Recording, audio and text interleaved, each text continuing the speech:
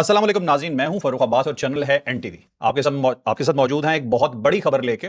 खबर ऐसी है कि आज ये इंट्रो देते हुए मेरा अपना खून खौल रहा है। जब ये खबर मैंने पढ़ी और जब मैंने एक सुना कुछ पूरा एक पूरी डिटेल थी जो हम आपको बताएंगे भी अंदर जाके उसमें कि क्या था।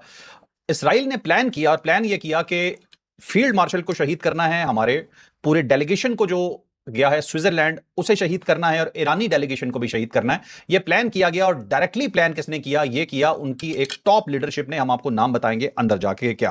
फिर उसके अलावा जी पता चला सऊदी अरब की अचानक एक इमरजेंसी कॉल आई और ये कॉल आई ड्यूरिंग नेगोशिएशन। ये वो टाइम था जब ईरानी वॉकआउट करने लगे थे, तो उस वक्त ये कॉल आ गई और कॉल ये भी पाकिस्तानी फील्ड मार्शल को आई। और ये भी एक बहुत ऊपर वाले दर्जे की कॉल थी जिसमें एक खास चीज बताई गई और पूरे के पूरे मुज़ाकरात को अगर मैं कहूं कि बचा लिया गया तो गलत नहीं होगा। ये डिटेल भी जानिएगा आज ही के व्लॉग में। फिर आपको ये बताएंगे जी कि अमेरिका के हवाले से एक और बहुत बड़ी न्यूज है जिसमें शामिल है सऊदी अरब और पाकिस्तान। सऊदी अरब ने कर लिया है एक बहुत बड़ा फैसला और सऊदी अरब ने फैसला यह किया है कि हमें चाहिए सिर्फ और सिर्फ पाकिस्तान। अमेरिका के कंपैरिजन में यह बात हो रही है। ये क्या सिलसिला है ये भी आपको बताएंगे आज ही के व्लॉग में। मजीद भी कुछ डिटेल्स होंगी लेकिन उन डिटेल्स की तरफ जाने से पहले आपको ये पूरा एक चैप्टर हम बताने लगे हैं कि ये हुआ क्या है। पाकिस्तान ने फिर दिखाया अपना गुस्सा और पाकिस्तान ने बताया फिर इसराइल को कि पाकिस्तान है क्या। तो ये होगा आज का हमारा व्लॉग और व्लॉग की डिटेल की तरफ जाने से पहले छोटा सा रिमाइंडर कि लाइक शेयर सब्सक्राइब करना ना भूलें। उसके साथ आपने हमारे तमाम जो लिंक्स हैं उन्हें आपने ज्वाइन करना है। और अब चलते हैं डिटेल व्लॉग की तरफ। वीडियो की तरफ आने से पहले वो तमाम ओवरसीज पाकिस्तानी जो अपने घर वालों को पैसे भेजते रहते हैं बाहर से, उनके लिए एक बहुत अच्छी खुशखबरी है। और खुशखबरी ये है कि ये एक एप्लीकेशन है। इस एप्लीकेशन का नाम है टैप टैप सेंड। आप इसके जरिए अपने घर वालों को पैसे भेज सकते हैं और ये पैसे सेकंड्स में आपके घर वालों को मिल जाएंगे। आप इस सिलसिले में मेरा रेफरल कोड भी इस्तेमाल कर सकते हैं। जो मेरा रेफरल कोड है वो है जावेद पीके और डिस्क्रिप्शन और कमेंट के अंदर ये रेफरल कोड मौजूद है। आप इसे डाउनलोड कर सकते हैं और अगर आप डाउनलोड करके उसके जरिए पैसे भेजेंगे तो आपकी जो फर्स्ट ट्रांजैक्शन होगी उसके ऊपर आपको बोनस भी मिलेगा। अपने घर वालों को ख्याल रखें, उनको पैसे भेजें, बर वक्त पैसे भेजें और टैप टैप सेंड के जरिए भेजें। अब हम अपनी वीडियो की तरफ आते हैं। तो चॉइस साहब से हम पहला सवाल करते हैं। आज जिस तरह की चीज है मैं चाह के भी कोई विट नहीं लाना चाह रहा इसके अंदर। मैं सीधा सीधा सवाल करता हूं कि क्या हम इसराइल को दुनिया के नक्शे से मिटा देंगे? पहली बात तो ये है कि मैं इस चीज़ का एतराफ़ करता हूँ कि ये सारी रिसर्च जो है फ़ारूक साहब की है, फ़ारूक अब्बास साहब की है। और ये जो जिस पॉडकास्ट का हम जिक्र करेंगे वो मेरा नहीं ख्याल कि पाकिस्तान के किसी जर्नलिस्ट ने भी पूरा सुना है सिवाय इनके फ़ारूक साहब के। और इसी वजह से इसके अंदर खबरें ज़्यादा हैं और बाकी जो लोग हैं वो सिर्फ एक पोर्शन को लेके वहाँ पर बैठ के और बाकी चीज़ें मिस कर गए। तो मैं पहले तो आपको मुबारकबाद पेश करता हूँ कि आपने बहुत ज़्यादा काम किया। रोज़ ही काम करते हैं लेकिन आज आपने बहुत काम किया। इसकी एक other side of the story भी है। अच्छा कि फंसा तो मैं ही फंसा। नहीं नहीं कतई नहीं कतई नहीं।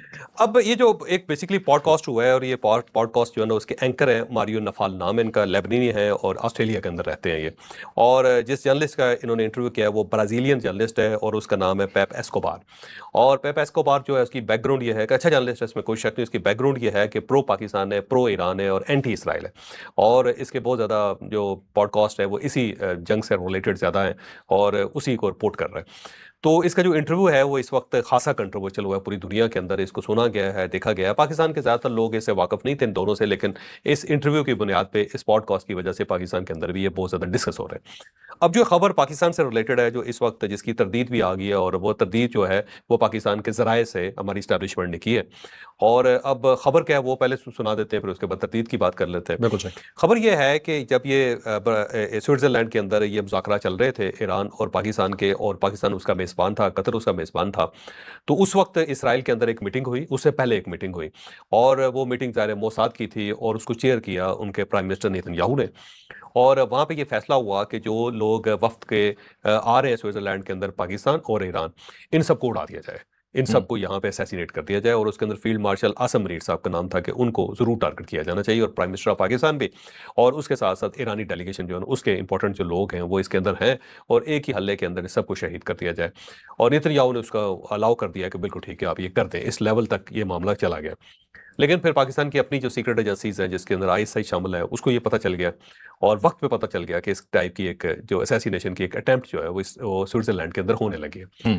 तो फिर इन्होंने ओमान के जरिए, क्योंकि ज़ाहिर है हमारे पाकिस्तान के कोई डायरेक्ट रिलेशन उनके साथ नहीं है कि जिससे एक मैसेज कन्वे किया जा सके। वैसे तो दुनिया की किसी भी सीक्रेट एजेंसी को डायरेक्ट मैसेज भी कन्वे किया जा सकता है, कोई ऐसा मसला नहीं होता। इनके अंदर ऐसा कोई ना कोई एक मैकेनिज्म जरूर होता है कि एक एजेंसी का दूसरी एजेंसी के साथ बड़ा राब्ता रहता है। और फिर जो जनरल फैज़ हमीद साहब का दौर था ना, उस दौर में कोई डायरेक्ट कम्युनिकेशन भी एक इसराइल के साथ पाकिस्तान की हुई थी, लेकिन वो हुई वाया ओमान है। यानी मस्कत के जरिए हुई थी। ठीक है। तो मस्कत के साथ एक चैनल जो ना उस जमाने में बना था और पाकिस्तान के भी बहुत सारे लोग उस जमाने में वहाँ मस्कत में इसराइल के जो हाई ऑफिशियल उनके साथ मीटिंग भी करते रहे। ये उस जमाने में खबरें आती रही हैं जनरल फैज हमीद साहब की, बल्कि जनरल बाजवा साहब ने एक मरतबा इस चीज़ का एतराफ़ भी किया था। वो रमज़ान का महीना था और उन्होंने जर्नलिस्टों को बुलाया हुआ था। तो जब उन्होंने बड़ी डिटेल के साथ बात की तो उसके अंदर भी ये बात निकली थी कि मीटिंग जो है ना जनरल फैज हमीद लेवल तक इसराइली इंटेलिजेंस चीफ्स के साथ इनकी ओमान के अंदर ये मस्कत के अंदर होती रही और बहुत आगे तक ये मीटिंग्स गई थी। क्योंकि उस जमाने में ये अगर आपको याद हो तो वो जो इब्राहिम अकॉर्ड था उसका सिलसिला स्टार्ट हुआ था और उसमें तमाम इस्लामी मुल्कों को एंगेज किया गया था जिसमें पाकिस्तान भी शामिल था। तो ये उन दोनों की बात है कि इस लेवल तक मस्कत के अंदर ये मामला गए थे। फिर एक लेवल पे आके ये मामला रिवर्स हो गया। पाकिस्तान ने कहा जी जब तक सऊदी अरब नहीं मानेगा उस वक्त तक हम इस अकॉर्ड का हिस्सा नहीं बन सकते। ये मैं थोड़ी सी बैकग्राउंड बता रहा हूँ। तो बहरहाल वो फिर पाकिस्तान ने ओमान के जरिए मोसाद से रब्ता किया और रब्ता करके उनको एक मैसेज दिया बड़ा क्लियर किस्म का कि हमें ये पता चला है कि आप इस टाइप की कोई अटेम्प्ट करना चाहते हैं तो हम आपको बताना चाहते हैं कि अगर आपने कोई अटेम्प्ट की पाकिस्तान का या ईरान का वफ्द जो उसको आपने नुकसान पहुंचाने की कोशिश की, फील्ड मार्शल के ऊपर अटैक हुआ या वफ्द के किसी और बंदे के ऊपर अटैक हुआ, तो हम जो रद्द-ए-अमल हमारी तरफ से आएगा उस रद्द-ए-अमल के तहत इसराइल को हम सफा हस्ती से मिटा दें। फिर इसराइल कायम नहीं रह सकेगा। तो पाकिस्तान ने ये क्लियर मैसेज दिया जिसके बाद फिर मोसाद ने और नेतन्याहू ने यू टर्न लिया और उन्होंने ये जो असैसिनेशन की एक अटेम्प्ट थी उसको कॉल ऑफ कर दिया, रोल बैक कर दिया इसको। ये अब ये जो पेप एस्कोबार है उसने अपने पॉडकास्ट के अंदर जो पॉडकास्ट हो रहा है मारियो नाफेल के साथ उसके अंदर उसने इंटरव्यू के अंदर एक पूरा पॉडकास्ट है प्रॉपर इंटरव्यू में और उसके अंदर उसने ये बात की कि जी फिर पाकिस्तान की जो धमकी थी वो कारगर साबित हुई और उसके बाद इसराइल ने ये मामला जो है ना उसको निपटा दिया और वो पीछे हट गया इससे। अब ये जो खबर है वो जाहिर है इसको फिर दुनिया के मुख्तलिफ मीडिया ने उठा लिया। पाकिस्तान में ज्यादा डिस्कस हो रही है, तमाम लोगों के इंडिया में भी बहुत हो रही है, इंडिया के अंदर भी बहुत हो रही है और इंडिया एक नया इंप्रेशन दे रहा है कि देखें पाकिस्तान किस लेवल तक है कि वो पूरा पूरा मुल्क जो है उसको नक्शे से मिटा सकने की अहलियत रखता है और ये इस टाइप की बातें कर रहा है पाकिस्तान, तो इसका मतलब ये बड़ा दहशतगर्द मुल्क है। तो उन्होंने इसको इस तरह पोर्ट्रे करना शुरू कर दिया कि देखें इसने इसराइल को न्यूक्लियर धमकी दे दी। इस खबर की बुनियाद पे ना वहाँ पे एक प्रॉपर शोर इस वक्त इंडिया के अंदर महसूस हो रहा है। अब इसकी खबर जो थी वो ज़ाहिर है पाकिस्तानी मीडिया ने भी उठाई, फिर इसके ऊपर पॉडकास्ट बहुत ज़्यादा हुए, फिर वीलॉग बहुत ज़्यादा हुए।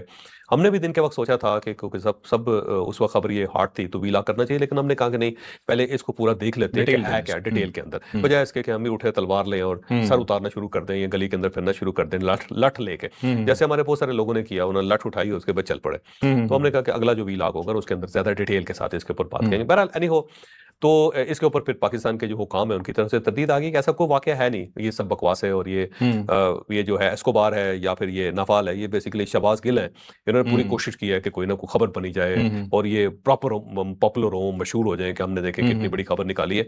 तो ये सारी स्पेकुलेशन है और इस टाइप की कोई बात नहीं। अब जो अगर फर्ज करें एजेंसियों से पूछा जाए या हाई ऑफिशियल से पूछा जाए किसी भी मुल्क की, उसने तरदीद ही करनी थी। अगर ये खबर फैक्ट भी हो तो तब भी ये तरदीद ही की जाती है, क्योंकि पाकिस्तान का एक्सेप्ट करने का मतलब ये है कि आपने फिर ऐलान जंग कर दिया, फिर तो इसराइल और पाकिस्तान आमने सामने हो गए, फिर तो ये ग्लोबल न्यूज़ है, फिर ये बड़ी खबर है। तो ना जाहिर है इसराइल ने तस्लीम करना है कभी इसको, ना पाकिस्तान ने इसको तस्लीम करना है। अगर ये फैक्ट भी हो तो फैक्ट की तरफ तो हम जाते ही नहीं ना कि है या नहीं है, लेकिन इसकी तरदीद ऑब्वियस है, उस तरफ से भी है, इस तरफ से भी है, किसी तरफ से भी पूछेंगे, ओमान से भी पूछेंगे, वो भी इसकी तरदीद कर रहे हैं। इस तरह के वाकयात, जैसे आपको पता है कि 80s में इन्होंने कोशिश की थी इसराइल ने इंडिया के साथ मिलकर हमारे न्यूक्लियर प्लांट पे हमला करने की, तो इस तरह की चीजें हमेशा 10-20 साल के बाद जाके पता लगती है कि हाँ ये हुआ था। वो कोई एतराफ करता है जब कोई रिटायर हो जाता है, कोई किताब लिखता है, कोई एतराफी बयान आता है, कोई इंटरव्यू देता है, तो उस वक्त जाके ये बातें होती है, लेकिन उस वक्त तक बहुत टाइम गुजर गया होता है। लेकिन स्टेट के लेवल पे कभी भी ऐसी चीज़ों को तस्लीम नहीं किया जाता। ना मसला ऐसा कोई भी अगर वाकया होगा तो ना ईरान तस्लीम करेगा, ना पाकिस्तान तस्लीम करेगा, ना ओमान तस्लीम करेगा, ना अमेरिका तस्लीम करेगा, ना इसराइल तस्लीम करेगा। कोई तस्लीम करने की गलती नहीं कर सकता, क्योंकि अगर इसको मान लिया जाए तो उसके बाद तो जंग है ना जी। फिर तो खबर है, फिर तो बड़ी खबर है। मैं और तरह से आपसे एक सवाल करता हूँ, अगर इस तरह की कोई हरकत ये इसराइली शैतान करता है, ये इंडियंस करते हैं, तो ये तो बात 100% है कि नक्शे से तुम वाकई मेरा ख्याल है फिर ये बड़ी बेवकूफ़ी होगी कि कोई इसराइल सोचे। इसका मतलब ये है कि अगर आपने ये फैसला किया है या इस टाइप की कोई मीटिंग भी किया तो फिर ये पागल हो चुके हैं। फिर नेतन्याहू एक नॉर्मल आदमी नहीं है, क्योंकि इस टाइप का हाई प्रोफाइल किसी जगह पे इवेंट हो, उसके अंदर आप सबोटाज करने की कोशिश करें, तो इससे बड़ी बेवकूफ़ी, इससे बड़ी हमाकत कोई नहीं हो सकती। फिर तो ये है कि अमेरिका भी आपके खिलाफ हो जाएगा, स्विट्जरलैंड भी आपके खिलाफ हो जाएगा, कतर भी आपके खिलाफ हो जाएगा, ईरान भी, पाकिस्तान भी, और फिर वो तमाम मुल्क जिन्होंने ये सारी अरेंजमेंट की थी वो तो फिर आपने फिर पूरी दुनिया के साथ फटा ले लिया। मेरा नहीं ख्याल कि इस टाइप की कोई सोच हो सकती है। फिर अगर हो भी तो तो इस हमाकत ही है, फिर एक जानवर पागलपन के ही है। मुतालिक कहा जाता है कि वो पागल हो जाए तो उसके साथ फिर वही करना पड़ता है जो आप भी समझ रहे हैं। लेकिन आपको पता है ये कतर पे अटैक कर चुका है और किया भी इसने तभी था कि जब नेगोशिएशंस हो रही थी। उस वक्त लेकिन अमेरिकन सपोर्ट करके ना इसको, इस वक्त तो अमेरिका सपोर्ट नहीं कर सकता था इसको किसी तरीके से भी। क्या अमेरिका की सुन भी तो नहीं रहा ना ये भी। हाँ, ये हो सकता है, लेकिन अगर हो सकता है कि पागल हो गए हो, लेकिन मैं अभी assumptions ही हैं, कोई खबर नहीं है कोई। चले मैं अब ये तज्जिया ही है, हो सकता है कि आपका ख्याल दुरुस्त हो गया, वाकई एक अटेम्प्ट उन्होंने सोची हो और फिर उसको पाकिस्तान ने धमकी देकर उसको रोक लिया, ये मुमकिन है, हो सकता है, लेकिन हाँ, इस बार स्टोरी हमारी बहुत लंबी है। अब सवाल मैं आपसे नहीं करूंगा, सिर्फ आगे स्टोरी चलते को थोड़ा ब्रेक करना है। इसके बाद हम एक शहजादा फैसल की कॉल डिस्कस करने आगे लगे हैं, चलते हैं, बहुत आगे इंपॉर्टेंट। चलते हैं, आगे लेकिन चलते उससे पहले एक चीज और, अब दरमियान में सवाल नहीं है तो कुछ पैगाम देने हैं अपने दोस्तों को, मुतरवासियों के लिए और इसराइलियों के लिए। नक्शे से वाकई मिटा देंगे, मजाक मत समझना। अब आइए चॉइस है। अब ज़ाहिर, लेकिन जब ये अगर फर्ज करो न्यूक्लियर वार हो जाए ना, फिर तो सारे नक्शे से मिट जाएंगे ना, फिर कोई नहीं बचेगा, फिर ना पाकिस्तान बचेगा, बदकिस्मती है ये, ना दूसरा बचेगा, क्योंकि इसके अंदर एक अटैम्प्ट आपने करनी होती, दूसरे ने करनी होती। ऐसा नहीं है कि उसकी कैपेसिटी खत्म हो जाए, फिर उसके बाद जो है ना, फिर कोई नहीं बचता। कोई नहीं, हम इकट्ठे चला और देंगे। दुनिया जो है ना, उसने इससे बचना है, और इससे बच गई तो दुनिया पर चलेगी, वरना अगर एक बार ये खुल गया काम तो फिर ये फिर नहीं, फिर एवत आ रही है, फिर आपने दुनिया के किसी और मुल्क में ही जाना है, किसी और ही स्यारे के ऊपर जाना है इंसान ने, फिर इस स्यारे के ऊपर इंसान रह नहीं सकेगा, फिर जिंदगी पॉसिबल नहीं रहेगी। तो बेहतर ये है कि उससे पहले बचा जाए। मुझे लगता है बहरहाल नहीं हो, आगे इसीलिए वो एक्स वाला इसकी तैयारी भी कर रहा है, मार्स पे कॉलोनियां बना रहा है। बहरहाल अब इसके आगे चलते हैं। अब ये खबर तो यहाँ तक थी, और उसके बाद बहुत सारे जो हमारे यूट्यूबर्स हैं, हमारे जर्नलिस्ट हैं, उन्होंने सिर्फ इस खबर तक अपने आप को महदूद रखा, जबकि ये जो पॉडकास्ट है उसके अंदर 3 और खबरें भी हैं, और वो 3 खबरें जो है ना इससे ज्यादा इंपॉर्टेंट है। ये खबर जो है ना एक स्पेकुलेशन है जिसको मुस्तरद कर दिया गया, और इसराइल की तरफ से भी तरदीद आ जाएगी इसकी, ये भी ध्यान में रखें कि इसराइल भी इसके ऊपर खामोश नहीं रहेगा, और हो सकता है ओमान की तरफ से भी आ जाए। इसके ऊपर खामोशी जो है ना वो किसी तरफ से नहीं होगी, खामोशी को फिर नीम रजामंदी या फिर नीम सच समझा जाएगा। तो मुझे लगता है कि तरदीद जो है हर तरफ से आएगी कि ये बकवास है और ऐसा मुमकिन ही नहीं है। ठीक ठीक है। मेरा भी जाती ख्याल है कि ऐसा मुमकिन ही नहीं है, इतने बड़े फोरम के ऊपर अटैक करना, ये इस तरह ये नहीं, इस टाइप की जो सबताज की एक्टिविटीज होती है ना, वो हमेशा तन्हाई में अकेली किसी एक बंदे को टारगेट करके किया जाता है। इतना मजमूई तौर पर किसी एक पूरा कॉन्फ्रेंस हॉल हो तो उसके अंदर ये मुमकिन नहीं है। इसराइली शैतान की औकात नहीं है। किस्सा मुख्तसर आगे चलते हैं सर। अच्छा, इसके अंदर ना फिर 3 खबरें और आई। एक खबर उसने एस्कोबार ने दी, उसने कहा कि जब ये अमेरिका और ईरान का जो मुआहदा चल रहा था या मुज़ाकरात चल रहे थे, तो 80 मिनट के बाद इनके अंदर तातुल आ गया और ईरानियों ने बाइकाट कर दिया और वॉकआउट करके चले गए। तो उसने कहा जी वो चले गए, और ये बात दुरुस्त भी है क्योंकि बहुत सारे फोरम के तस्लीम भी किया। कालिबाफ ने खुद कहा है, उन्होंने खुद तस्लीम किया कि जब हमने डोनाल्ड ट्रंप की ट्वीट्स देखी या उसकी धमकियां देखी तो हम उठ के चले आए वहां से, और उसके बाद सालस आए, पाकिस्तान आया, कतर आया, लेकिन हमने वापस अमेरिकन के पास जाने या बैठने से इनकार कर दिया। तो कालिबाफ साहब ने ओपनली इसको तस्लीम किया कि जी हम उठ के आ गए थे। उसके बाद अलबत्ता जेडी वैंस ने कहा कि नहीं, उठ के नहीं आए, तो उसके बाद भी हमारे मुज़ाकरात चलते रहे, लेकिन ये फैक्ट है कि दोबारा ईरानी उस हाल में वापस नहीं आए थे, वो अपने रेजिडेंशियल एरिया में चले गए थे। ठीक है। अब इसके बाद एस्कोबार जो है ना उसने अगली खबर दी, उसने कहा जब वो ईरानी चले गए तो उसके बाद सऊदी अरब के वजीर खारजा प्रिंस फैसल की कॉल आई फील्ड मार्शल को, और फील्ड मार्शल को फोन करके उसने कहा जी आप ईरानियों को एक पैगाम देते हैं हमारी तरफ से। उन्होंने कहा ये $24 बिलियन का इशू है इनका कि वो ज़ाहिर रिलीज करना है अमेरिका ने, और अमेरिका अलाउ नहीं कर रहा है इसको, और यहाँ पे मसला फंसा हुआ है। तो इनको आप कह दें कि एक तो क्योंकि कतर और सऊदी अरब दोनों ने ये कतर के पास पैसे पड़े हुए इनके, और उन्होंने कहा जी हम दोनों गारंटी लेते हैं, कतर भी और सऊदी अरब भी, कि आपको ये $24 बिलियन मिल जाएंगे। $12 बिलियन जो है आपको 30 दिनों के अंदर मिल जाएंगे, और बाकी जो $12 बिलियन है अगले 30 दिनों में, यानी 60 दिनों के अंदर अंदर हम आपको ये $24 बिलियन दे देंगे। और अगर अमेरिका देगा, उसने रिलीज कर दिए तो ठीक है, और अगर वो रिलीज नहीं करता तो ये पैसे हम आपको दे देंगे। हाँ, हम पीछे हैं इसके, हम पीछे, यानी $24 बिलियन आपको मिल जाएंगे, लिहाजा आप मुआहिदा करें। स्पेशली सऊदी अरब ने ये सारा मुद्दा अपने ऊपर ले लिया कि हम अमेरिका को राजी करेंगे, और अगर नहीं राजी होता तो हम आपको पैसे दे देंगे। ठीक हो, लिहाजा इस इशू को आप रिजॉल्व समझे। अब ये कालिबाफ साहब ने भी एक प्रेस टॉक के अंदर, अगर आपको याद हो तो उसने कहा था जी कि हमें $12 बिलियन मिल रहे हैं, वो हमें मिल रहे हैं, बस वो इशू खत्म हो गया, वो यही गारंटी थी। तो इसको फिर एस्कोबार जो है ना उसने ये कहा कि वो $24 बिलियन की जो सऊदी अरब ने और कतर दोनों ने जब जिम्मेदारी ले ली, और ये मैसेज जब फील्ड मार्शल ने उनको दिया, तो उसके बाद वो बाकी मामलात के लिए तैयार हो गए, और फिर उसके बाद ये मुआहिदा हुआ और साथ उन्हें तस्लीम किया। और कालिबाफ ने भी कहा कि आइंदा टॉक जो है डायरेक्ट नहीं होगी अमेरिकन के साथ, और साल्सों के जरिए होगी। ठीक है। तो इसका मतलब ये होगा कि पाकिस्तान और कतर जो दोनों फिर इसके अंदर इन्वॉल्व हो गए। और ये बात जो है ना, ये वैसे बहुत बड़ी खबर है ये, कि इसका मतलब ये हुआ कि सऊदी अरब और कतर जो है उन्होंने कहा है जी कि आप इसको छोड़ दें, कि जो अमेरिका है आपको पैसे अलाउ करता ही नहीं करता। और यही वजह है कि ट्रंप उस तरफ से कह रहा है कि मैंने कोई एहसास नहीं देने इनको, मैंने कोई पैसा नहीं देना, और ये है कि वो सही कह रहा है, इसका मतलब डोनाल्ड ट्रंप सही कह रहा है, पैसे तो ज़ाहिर सऊदी से, कतरी ने, और वो अपनी आवाम को मुतमईन भी कर लेगा, देखो मैंने तो नहीं दिए, हमने तो नहीं दिए, हमने तो हाँ, अलाउ ही नहीं किया, allow हमने ही तो नहीं इसको गैर मुंजमद ही नहीं किया, जिसको डी फ्रीज ही नहीं किया हमने। और ये अभी तक फ्रोजन है, ये तो सऊदी अरब और वो दे रहे हैं, कतर वाले दे रहे हैं। हमें आप उन पे उनसे बड़ा पूछें गुस्सा है, लेकिन क्या करें। क्या करें, तो ये उस तरफ जा रही है चीज़। ठीक ये इसका मतलब ये हुआ कि खबर जो है ना बड़ी हद तक ये दुरुस्त मुझे लग रही है, क्योंकि कालिबाफ साहब का, अब्बास अरागची साहब का, और उसके बाद कतर का, और उसके बाद ये सारी चीज़ें अगर देखें तो इस खबर के अंदर जान है। अच्छा जो साहब, हो सकता है अमेरिका शामिल भी हो इस सारे मामले में, उसे पता हो कि हमने डायरेक्ट दिए नहीं तो हम फंसे नहीं। आप वो तो जाहिर है, वो तो अगर अलाउ करेगा तो अपने क्या मुंह दिखाएगा किसी को। पहले भी दूसरा, जो दिखाने लायक ट्रंप की, नहीं है। अगर फर्ज करें इस खबर को देखें और ट्रंप की जो आनिया जानिया जो गुफ्तगू देखें, तो इस खबर के अंदर फैक्ट नजर आ रहा Fact है, नजर आ क्योंकि कालिबाफ साहब ने तस्लीम किया, उन्होंने कहा जी कि हमें वो मिल गए पैसे, हमें वो मिल रहे हैं पैसे। ठीक है, ठीक है, ठीक है, ठीक तो इसका मतलब ये गारंटी है सऊदी अरब की तरफ से, और इस खबर के अंदर मुझे जान लगती है। है। उसके बाद जो अगली खबर है ना, इससे भी बड़ी खबर है। उसने कहा जी सऊदी अरब जो है ना, उसने एक फैसला कर लिया, और उसने कहा 2 जराए से हमें ये खबर कंफर्म हुई है, और वो कहता है कि जी वो खबर ये है कि सऊदी अरब ने ये फैसला कर लिया है कि हम अमेरिका की सिक्योरिटी की छतरी से निकल रहे हैं। अच्छा, ठीक है, ये सऊदी अरब वाले ये कह रहे सऊदी अरब है, और ये ठीक उसने है। एस्कोबार ने कहा है। एस्कोबार ने उसने बोला। कहा जी कि सऊदी अरब जो है उसने फैसला कर लिया है कि वो अमेरिकन सिक्योरिटी की छतरी से निकल रहा है, और मुकम्मल तौर पे अपने आप को पाकिस्तान की छतरी के नीचे लेके आ रहा है, यानी ठीक है। पाकिस्तान के तहफ़्फ़ुज़ में जा रहा है। पाकिस्तान सिक्योरिटी, फुल सिक्योरिटी देगा सऊदी अरब को, हम्म, और जो अमेरिकन सिक्योरिटी है उससे सऊदी अरब ने निकलने का फैसला कर लिया। ठीक है। और इस मामले में उसने एक मुआहिदा पाकिस्तान के साथ कर लिया, और पाकिस्तान ने 8000 फौजी वहां पे तैनात कर दिए, पाकिस्तान के जहाज और एयरफोर्स भी वहां पे है, और उसके अंदर अब हजारों की तादाद में नए फौजी जो है ना वहां पे पहुंच रहे हैं। फिर वो जो मारियो नाफाल है उसने पूछा कि ये मिस्र, तुर्की और कतर जो है क्या वो भी इसमें शामिल? उसका नहीं, ये पाकिस्तान और सऊदी अरब के दरमियान ये मुआहिदा है, ये सिर्फ इन दोनों मुल्कों का है, और सऊदी अरब अपनी सिक्योरिटी मुकम्मल तौर पर पाकिस्तान के हवाले करने लगा है, और अमेरिकन को वहां से निकालने लगा है। ठीक है। और एस्कोबार ने कहा है कि 2 सोर्सेज ने हमें कंफर्म किया, वो बड़ा कॉन्फिडेंट था। हाँ, उसने कहा जी ये सोर्सेज ने कंफर्म कर दिए, और इसमें दिलचस्प बात उसने कहा जी ईरानियों को इसके ऊपर कोई एतराज नहीं। और वैसे अगर इस खबर को भी देखा जाए तो खबर के अंदर बड़ी जान नजर आती है, क्योंकि ईरान और सऊदी अरब दोनों के साथ पाकिस्तान के इस वक्त बड़े आइडियल रिलेशन है, और सऊदीज की ये डिमांड है कि अमेरिकन को यहाँ से निकाला जाए। ठीक तो है। अब अगर सऊदीज जो है वो निकाल देते हैं और पाकिस्तान के हवाले सिक्योरिटी कर देते हैं, तो ईरान को तो कोई कंसर्न मसला नहीं, उन्हें तो कोई फायदा ही मसला नहीं, और पाकिस्तान जो है वो सऊदीज को भी रोक लेगा, और साथ ईरानियों को भी रोक लेगा, और जो कन्फ्लिक्ट है इनके अंदर, जो तारीखी कन्फ्लिक्ट है जो 1400 साल से आ रहा है, मेरा ख्याल है वो भी रिजॉल्व हो जाएगा। तो पाकिस्तान और जो पाकिस्तान की मदद से सऊदी अरब और ईरान दोनों एक दूसरे के करीब आ जाएंगे, भाई भाई बन जाएंगे।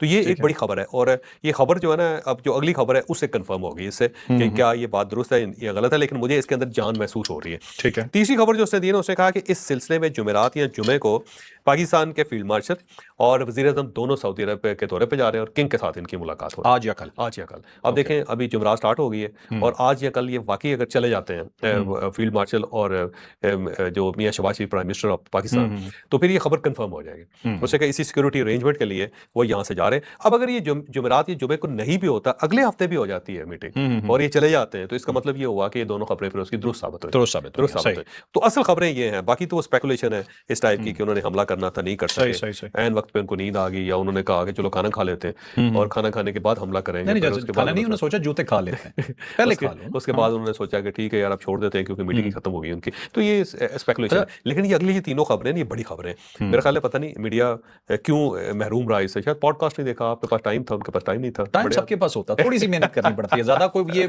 जैसे कि मजीद तारीफ करवाना चाह रहे हो? मैं चाहिए ही था। अच्छा जैसा वैसे ये तो हमने पूरी चीज डिस्कस कर ली। अब एक चीज मुझे जरा ये बताइएगा कि एक खबर आपने देखी होगी कि वज़ीर आज़म शहबाज शरीफ जो हैं, जब उन्हें आके मिले थे अब्बास अरागची, तो उनके चेहरे के तासुरात चेंज हो गए। उन तासुरात को फोकस करके इंडिया ने वो खबरें चलाई, ये देखें परेशान हो गया, फलाने हो गए। परेशानी वाली बात है यार, होता है परेशान इंसान। दूसरी साइड से, जो दूसरी साइड पाकिस्तान, ये जो पॉजिटिव खबरें देते हैं, इवन अमेरिकन, बाकी लोगों ने क्या खबर दी? उन्होंने कहा यार इस बंदे की तकलीफ आप देखें कि इस बंदे को कितनी टेंशन है कि यार ये मुज़ाकरात रुकने लगे, फिर दुनिया किसी परेशानी में आने लगी। इमीडिएटली उसने रिएक्ट किया, मोहसिन नकवी साहब को कहा कि आप जाएं इनके पीछे। अब ये देखें, ये रिपोर्टिंग का फर्क है, चेहरा एक ही है लेकिन उसे बताया किस तरह जा रहा है। अब देखो, जब भी इस टाइप की खबर होगी ना जी, ये बिल्कुल ऐसे है कि जैसे एक बंदे की बेटी की शादी हो रही हो, वहां पे खड़ा हो और अचानक एक बंदा आए और आके कहे कि दूल्हे की गाड़ी का टायर जो है पंक्चर हो गया, तो बंदा क्या सोचेगा?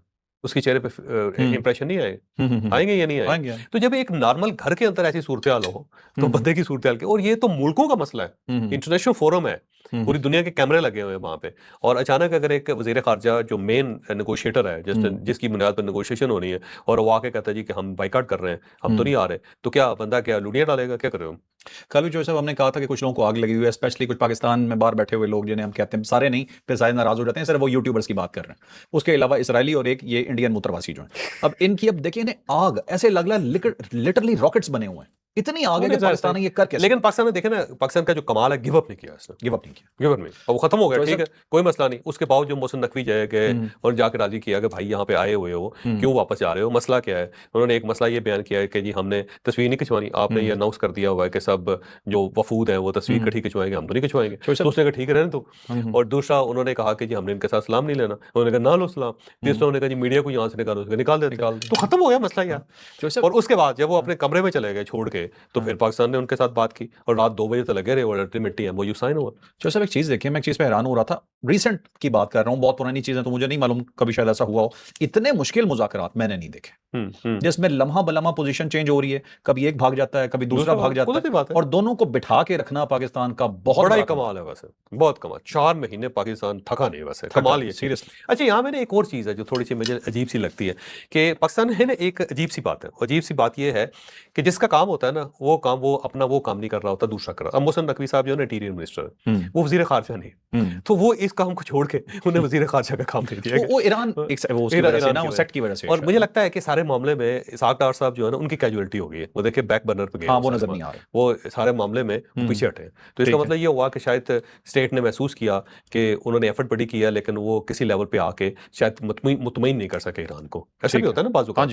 और इस वजह से फिर मोहसिन नकवी साहब को डाला गया। मोहसिन नकवी साहब ने वैसे उनका कमाल तो है, वैसे नहीं किया तो उन्होंने बहुत अच्छा, उन्होंने राजी कर लिया। आखिरी दिनों की सारी पैगाम रसानी उनकी थी सारी। और जब 19 तारीख को इनकार कर दिया ईरान ने वहाँ स्विट्जरलैंड जाने से, तो इन्होंने कमाल किया ना, जाके मोहसिन नकवी साहब ने राजी कर लिया ना उनको। बिल्कुल बिल्कुल, बात तो वैसे ठीक है, नहीं काम तो किया। तो अब उनको चाहिए मोहसिन नकवी साहब को कि क्रिकेट बोर्ड के साथ साथ इंटीरियर मिनिस्ट्री के साथ फॉरेन मिनिस्ट्री भी दे चीफ मिनिस्टर केपी के भी लगवा दें। अच्छा अच्छा सर, अब मैं अगली बात ये करता हूँ, मुझे बड़ा अफसोस होता है केपी के हवाले देखिए, हमारा इतना प्यारा सूबा यार खंडर बना दिया आपने, काम करें उसमें, आपके पास हुकूमत है, खुदारा उसमें कोई काम करें। अच्छा चौधरी साहब, अमेरिका की कुछ खबरें और ईरान की हैं, लबनान के हवाले से मैं जल्दी से बता देता हूं, आपको लगेगा किसी खबर पे कुछ तज्जिया है तो। अमेरिकी वज़ीर ख़जाना जो है स्कॉट बेंसेट ने कहा कि कतर में एक ऐसा इदारा कायम किया जाएगा जो मुंजमद असासों की निगरानी करेगा, बड़ा हिस्सा जो है पैसे का खुराक और अद्वियात के लिए इस्तेमाल किया जाएगा। फिर मार्को रूबियो कह रहे हैं वादे पूरे न किए गए तो ट्रंप के पास कई ऑप्शन है, 60 रोजा पाबंदियों में नरमी एक आर्जी इकदाम है, पाबंदी की बहाली भी हो सकती है। वो बयान तो चलते रहेंगे इनके, वो ईरान के भी चलते रहेंगे, अमेरिका के भी चलते रहेंगे, लेकिन जंग कोई नहीं हो रही, नहीं होगी। ईरान का एक और बहुत बड़ा बयान आ गया है, पहले आपने सुना था उन्होंने कि हम कोई रसाई नहीं दे रहे। अब उनके जो काजिम गरीबाबादी उनके नायब वज़ीर ख़ारजा हैं, उन्होंने कहा है जी कि IAEA जो इदारा है इसका यूरेनियम के हवाले से जो डील करता है सारा, उन्होंने कहा जी रसाई हतमी मुआहदे के बाद दी जाएगी। तो ये बात ठीक है वैसे, ये क्योंकि नेगोशिएशन इसके ऊपर हुई नहीं है। ठीक है। और एक और चीज़ है कि लबनान में अभी भी पंगेबाजियों से बाज नहीं आ रहा है, इसराइली शैतान जो है, एक ड्रोन हमला हुआ है, 2 अफराद फिर शहीद हो गए। हाँ नहीं, इसमें कोई शक नहीं, वो बाज नहीं आएगा, बाज नहीं आएगा, बिल्कुल ठीक है। तो ये था नाज़रीन आज का व्लॉग, यकीनन आपके लिए इन्फॉर्मेटिव रहा होगा, तो लाइक शेयर सब्सक्राइब करना आपने बिल्कुल नहीं भूलना। और जाते हुए सिर्फ इतना कहूंगा कि मोदी तुम बहुत घटिया हो, टॉपिक नहीं था मेरे पास लेकिन तुम्हें कुछ कह के जाना था, तो लाइक शेयर सब्सक्राइब, इजाजत दीजिए, अल्लाह हाफिज़, पाकिस्तान जिंदाबाद।